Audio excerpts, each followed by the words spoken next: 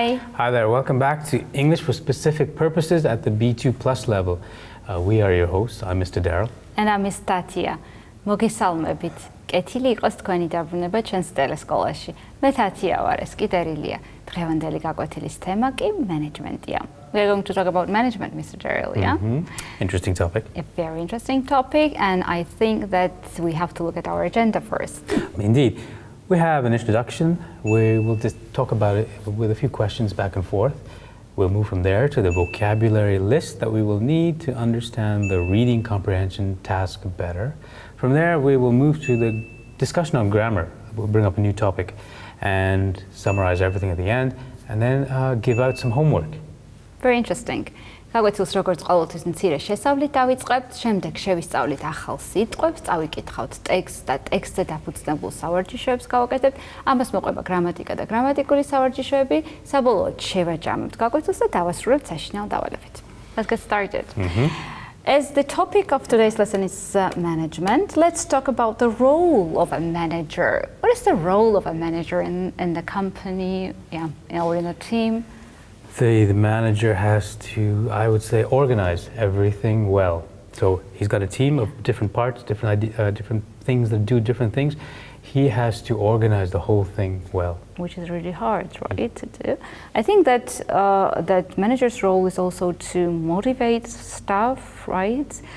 To delegate tasks, to manage the time and be result-oriented as well as people-oriented, yes? It's a tough job. A really tough job. Is that why they get the highest salary? Yes, maybe, yeah. And just as time passes, the job of the manager becomes harder and harder, as sometimes managers have to work not only locally, but with international teams, with different cultural backgrounds. So I think that it's really, really hard to be a manager. And I think that you need special skills to be a good manager. Okay, let's move on and let's learn some words connected with management. And the first word we have is a line manager. Line manager is a noun, and in Georgian it means ხაზობრივი menedžeri. Line manager. Good to know these kinds of terminology. So a line manager is someone who is one level higher in rank than you in a company and is in charge of your work. The person who is directly responsible for managing the work of someone else in a company or business and who is one level above that person. Who you report to. Yeah, right? You report to that guy, he reports to someone else. To someone else, and this is line management, right? Okay. So line manager, that's a noun, and in Georgian it means ხაზობრივი menedžeri. Menedžeri, რომელსაც უშუალოდ ექვემდებარებით. And we have a good example here. Line managers work with individuals and progress is regularly assessed. And our next word is? Implement. Implement, it's a verb.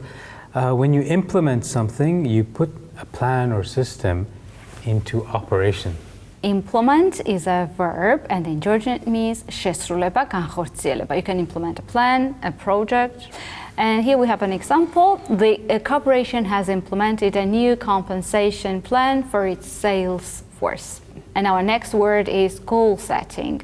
Goal setting is a noun phrase, and in Georgian it means მიზნის დასახვა, which is very important in management, okay?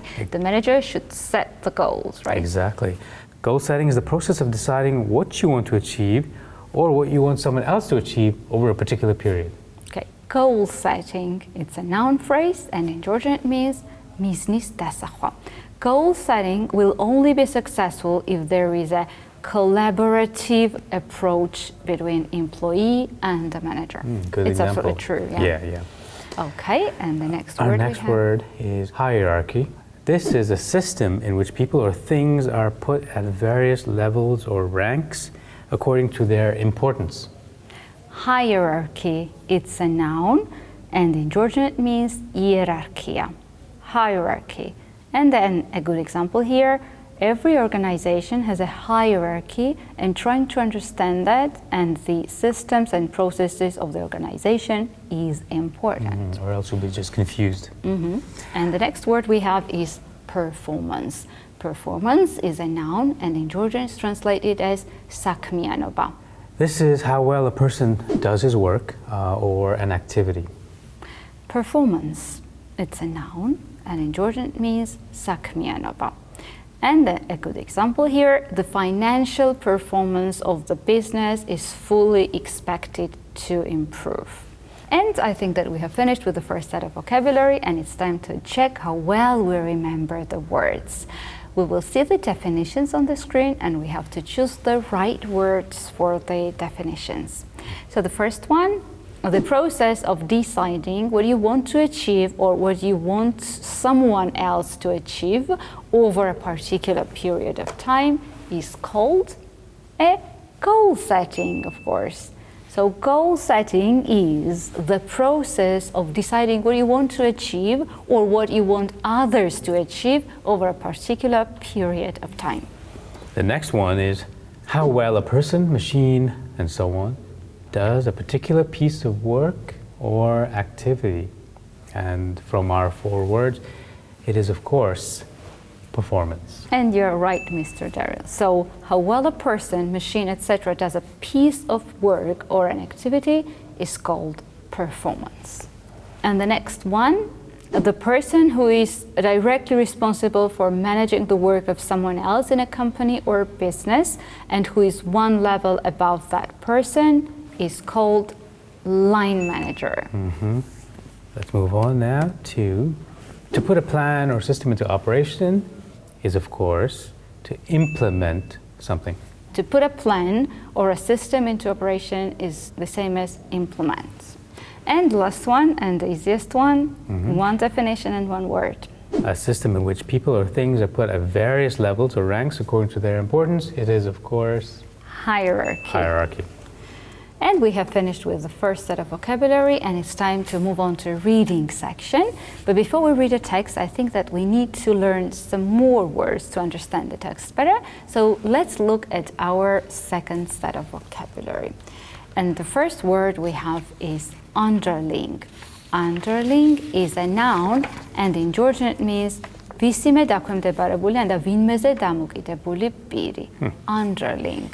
So an underling is a person of low rank and little authority who works for someone more important. Okay. So, and here we have an example. She surrounded herself with underlings who were too afraid of her to answer back. The next word is downtime. It's a noun and it is downtime. This is the time you relax and don't do very much, especially time when you are not at work. It's your downtime. So downtime is a noun, and in Georgian it's translated as motstenistro, motsaleobis shami, when you have a lot of time to do something, right? Downtime. And we have an example here. He wanted to be able to spend his downtime on the beach. It's a good idea, right? To spend your downtime on the beach. And the next word we have is stand. Stand is a verb, and in Georgian it's translated as ხელიშეშლა დაბრკოლება, შეფერხება. Stand. Exactly, to slow or prevent someone from doing something else. And here we have an example. Manager stunted the career growth of his team members. So it means that this manager was not very good, right? No. Okay, and the next word we have is to crave. It's a verb, to crave. Now, when you crave something, you have very strong feelings of wanting something. Crave is a verb, and in Georgian it means mistrapeba. Crave. For example, many young children crave attention. Okay, they ask for attention, right? Desperately ask for attention. I crave chocolate ice cream very often. That's great. So the next word we have is empowerment. Empowerment, and this is, of course, the process of gaining freedom and power to do what you want or to control what happens to you, so you have power. Empowerment is a noun, and in Georgian it is upleba mosileba. Empowerment. And here we have an example. This approach to management emphasizes the empowerment of workers to make decisions. Very good. And I think that we have finished with the words, and we are ready to read the text. But before we read a text, I want you to think about an ideal manager. So what kind of manager is an ideal manager for you? That's a very good question. I think someone who's organized and who's understanding as well, who has done their work so that you can do your work well? For me, an ideal manager is the person who just appreciates what I do, first of all, who empowers me and gives me freedom. Yeah, of course, he sets goals and he gives me some time limit, but just then I'm empowered to do things as I think is right. And of course, the person who is well organized himself and can just think about the priorities and just can lead the team and facilitate the team and celebrate the victory together with the team, and also just stand by the team if there are some hiccups or some failure. Wow, very good. You've thought a lot about management. Yeah, of course I have. Okay, now let's read the text and find out some more about managers of today and generally managers' tasks and responsibilities. I'm at an age when some of my peers are becoming bosses of their organizations. I've recently chatted to 3 who admit to feeling confused. When they were underlings, they knew what their tasks were, but now they wonder, what is a boss meant to do all day? Being Generation Xers, they suffer from imposter syndrome, are somewhat in awe of their staff and don't want to run around shouting at them.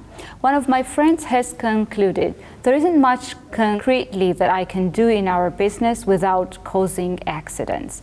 He now takes long lunches and sometimes goes home at 4 p.m. His management motto, which he keeps secret, is don't just do something, stand there. You won't find this motto in airport business books. However, I suspect that many heads of companies, government departments, and NGOs should adopt it too. I like the quote, don't just do something, stand there. It's the reverse of what you normally hear. Yeah. Let's see why he says that. The traditional boss is a doer. He has typically spent his career getting up early and hitting key performance indicators. He was selected partly for his stamina. The doer boss rarely lacks ego, especially after getting the job, the top job. At 7 a.m. on day 1, he charges into the office, eager to get stuck in. The only problem is what to do. Elizabeth Johnson, author of the new book Step Up, Step Back, How to Really Deliver Strategic Change in Your Organization, says the boss's job is making strategy.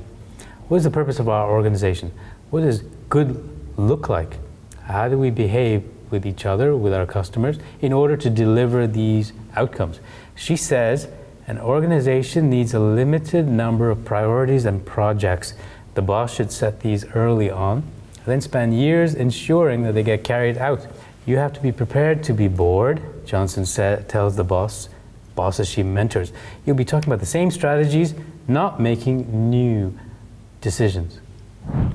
However, things are different with traditional bosses. They regard strategizing as something to do in their downtime, after the real work of producing stuff is done. And so the boss starts helping his expert underlings with their daily work, even though he's probably years out of date, especially on the tech. He ends up wasting his salary doing grunt work and stunting everyone else's career growth. Many bosses also imagine they have to motivate staff. In fact, the risk of demotivating them is much higher. Millennials who consistently say in surveys that they crave empowerment at work don't want a 55-year-old shouting slogans at them and sticking up laminated posters about their organization's amazing culture. The underlying problem is that the boss typically thinks he's Steve Jobs, when statistically he is much more likely to be the maddening, incompetent David Brent from the TV series The Office. A new boss should therefore take the traditional physician's oath. First, do no harm. My don't just do something friend emails. I've made sure there is a strategy. I solve problems between colleagues. I represent the organization towards our board and sometimes externally, and I keep things happy in the office. That's about it. When I ran his leadership philosophy by Johnson, she partially approved, although she thinks he should be doing more strategy. It's true that my friend may not go down in history as a transformative leader. On the other hand, he's unlikely to be a catastrophe either. Okay, so we can find out how difficult it is for people to be a really good boss, okay? Not to demotivate your staff and how to facilitate them. Not to be outdated as well. Not to be outdated, old ideas yes. and stuff. And sometimes it's better not to do anything rather than do and do harm or stunt the growth of your team members. Oh, very well. Okay, now let's look at the task. We are going to read the questions, and there are 3 optional answers, and we have to choose the right one. Why were the 3 managers the author spoke to confused? A, because they caused a lot of accidents in their companies. B, because they were not sure what they are supposed to do all day. And 3, because they sometimes went home at 4 p.m. And the right answer, I think, is B, because they weren't sure what they are supposed to do all day. Because I remember we read, when they were underlings, they know what their tasks were, but now they wonder, what is the boss meant to do all day? Mm-hmm. Look at the next one. According to Elizabeth Johnson, what should the boss's job be? We have 3 choices, A, B, and C. A is making new decisions all the time. B, having a clear strategy and ensuring it is carried out. And C, producing stuff until 5 and then enjoying downtime. Now I remember from the text, the answer probably is B, having a clear strategy and ensuring that it is carried out. You are right, Mr. Durrell, because we read Elizabeth Johnson, author of the new book Step Up, Step Back, How to Really Deliver Strategic Change in Your Organization, says the boss's job is making a strategy. Mm-hmm. And the next question is, what happens when bosses feel they have to constantly motivate their staff? And answer, there is option A, they actually demotivate them. B, they start using slogans and putting up posters. And C, they introduce new systems that no one understands. Let me think. I think the right answer here must be A, they actually demotivate them. Because I remember we read, many bosses also imagine they have to motivate staff. In fact, the risk of demotivating them is much higher. Look at the next one. What is the basic message of the traditional physician's oath? A, is it A, start by not doing any damage? B, don't just do something? Or C, make sure there is a strategy? Now B, of course, was mentioned in the article, but that was not the physician's oath. And C, that is not the physician's oath either. The answer is A, start by not doing any damage. Yeah, you're right, because we read, a new boss should therefore take the traditional physician's oath. First, do no harm. Mm-hmm. So this should be the most important thing, Very okay? wise. Very wise. If you cannot help, at least do not do any harm. Don't make it worse. Yeah. Okay, and I think that we have finished with the reading part and it's time for grammar. At the previous lesson, we talked how we can emphasize some parts of the sentence, and today we're going to talk about it again, but we're going to get introduced to a new structure, how we can emphasize things. So today we are going to talk about adding emphasis using what cleft sentences. Sometimes there is a particular part of a sentence that you really want to stress, as we said at the previous lesson. It might be because it's a new information or because it's the most interesting or important part of the sentence. One way of giving emphasis is by changing the structure of a sentence and using something called a cleft sentence. At the previous lesson, we looked at eat cleft sentences, and now let's study what cleft sentences. Mm-hmm. You can use. Let's look how they work. You can use a what cleft to draw attention to the most interesting or important part. Compare these following sentences. Look at a normal sentence structure. We got to our hotel and realized that our room had been double booked. They moved us to a different hotel. He offered us another week there for free. But look at how they look when you add the emphasis using what. What happened was, we got to the hotel and realized that our room had been double booked. What they did was move us to another hotel, and look at the third example. What he did was offer us another week there for free. I think that this is also a very useful way of putting emphasis. So let's look at the structure. Emphasizing the noun what plus understood information plus is or was plus emphasis. For example, what I hated most was the insects everywhere. Now, second structure, emphasizing the verb. What or all plus subject plus do or does or did plus is or was plus a verb. And here is an example. What they did was move us to another town. And structure 3, emphasizing the whole sentence. Here we have the following structure. What happens or happened plus is or was plus a clause. For example, what happened was we got to the hotel and realized that our room had been double booked. Now, keep this in mind. These structures are useful when you are writing because, of course, in writing you can't stress things, you can't give your intonation as you would when you were speaking. They're also often used when speaking. But remember, to stress the key information with your voice. Not, what I need now is a holiday, but what I need now is a holiday. Okay, very useful tip, Mr. Daryl. And I think that we are ready to do the exercises. So we have to just put emphasis on certain parts of the sentences using cleft sentences with what. So the first one, how on earth did Nick let the boss know he'd be late? Well, then we have what, and then the whole big gap, call her from his mobile phone. So I would say this sentence this way. Well, what he did was to call her from his mobile phone. Let's look at the next example. Nick's boss had to start the meeting without him, didn't she? No, what she, then there's a gap here, the afternoon. Now, if you look at this and if we apply what we told you earlier, you'd have to say it the following way.